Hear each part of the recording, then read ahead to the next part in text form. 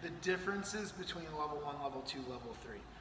The original video about the rules for spring pole in GRC competitions encompasses all of the rules for level 1. Pretty simple, line of departure at 15 foot, you send the dog to it, they get out and a rebite, or out plus only one command and a rebite. You can be anywhere you want to, in or around the dog, so long as you don't touch the dog. And then at the end of the time, you go back to the line of departure, recall your dog, walk them out. There's responsibility on the leash going into and out of the ring from the line of departure. Same basic construct for all the levels. Level 2, there is a perimeter from where the toy hangs. There's a 5-foot ring all the way around. So 10 foot across, 5 foot from the toy, you make a ring all the way around. After you send the dog from the line of departure, you can be anywhere you want outside that ring.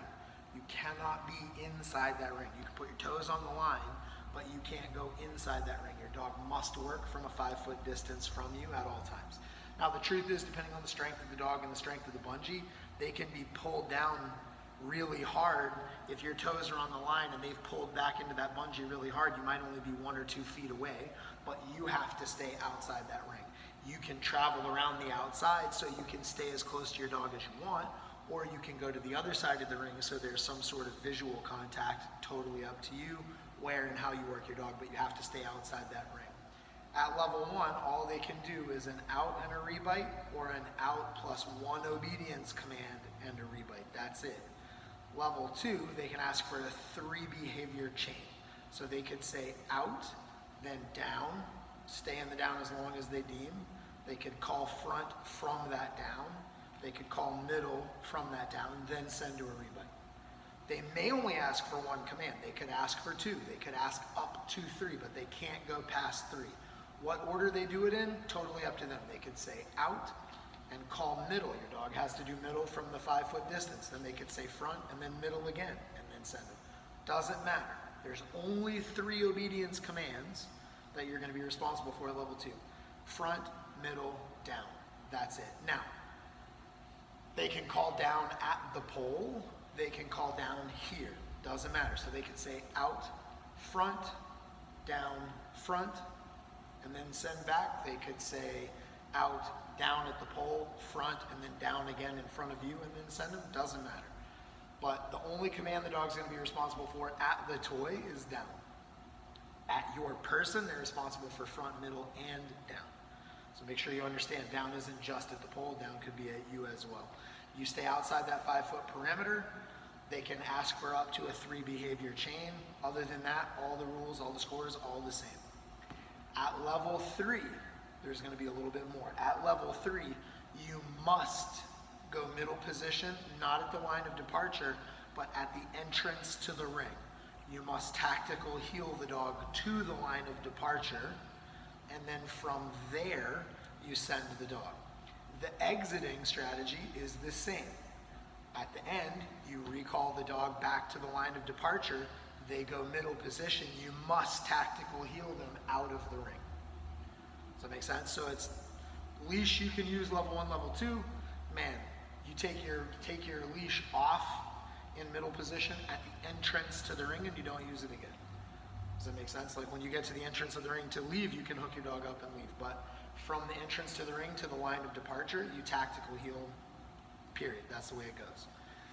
Now, in level 3, there is a 10-foot perimeter. So they walk from the toy out to 10 feet and then make a marked circle around the outside of the toy. So it's 20 foot across, 10 foot from the toy. After the line of departure at 15 feet, you cannot get inside the 10-foot circle. So now your dog needs more independent responsibility because you are going to be farther away during the entire thing. You can work it wherever you want, just like level 2, wherever you want, but you can't go inside that perimeter. That's it. Judges, they can, this is where it gets a little different. Level 3 is much harder. They can ask for up to a 5 behavior chain. So they can ask for up to a 5 behavior chain. And now we're going to add tactical healing the perimeter as a behavior, right? So for example, the signals for that are going to be this. If they call middle, you put your dog in middle. If they make this gesture going forward, you pick a direction, doesn't matter which one, and you begin walking. You're going to walk the perimeter until they tell you to stop and then give you other commands. Does that make sense? So they're going to say walk. If they want you to switch directions, they're going to do this. You spin, walk the other direction. If they say this, you spin, walk the other direction. If they say stop, you stop. All of those count as a command. Anytime they give you a hand gesture that you respond to, that's one of their things that they can ask 5 of. So for example, I could have your dog on a pole. I could tell you to out your dog. I could tell you down, that's one command.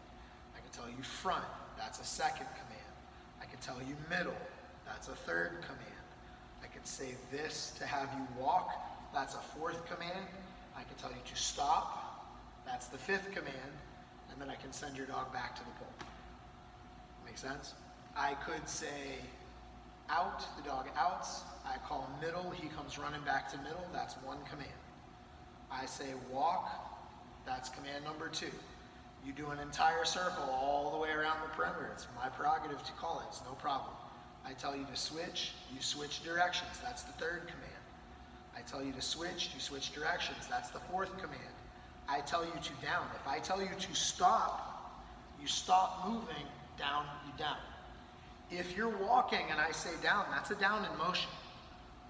That means while you're walking, you down, the dog drops, you keep walking.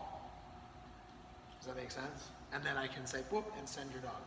So the only new command signals that are added are walk, so you're going to tactical heel the perimeter, which obviously can only be given after they put the dog in middle. But if they do this for middle, it means you start tactical heeling the perimeter. If they give you this, you're going to switch directions, tactical heel the other direction. If they give you this, you stop. And then whatever other commands they give you. If they give you a down while you're walking, it's a down out of motion from a tactical heel. So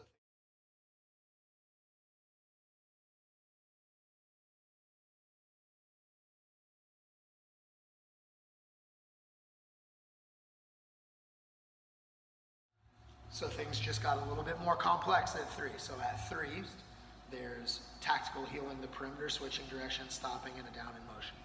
Other than that, the rules are the same. It's a 10-foot perimeter, line of departure still at 15 foot. You have to tactical heel into and out of the ring. So there's a pretty significant jump from level 3 to level 2. Level 1, almost anybody can do with a little bit of training. Level 2, much harder. Level 3 is no joke. Level 3, you put some work in on your dog if you get a level 3 tiger.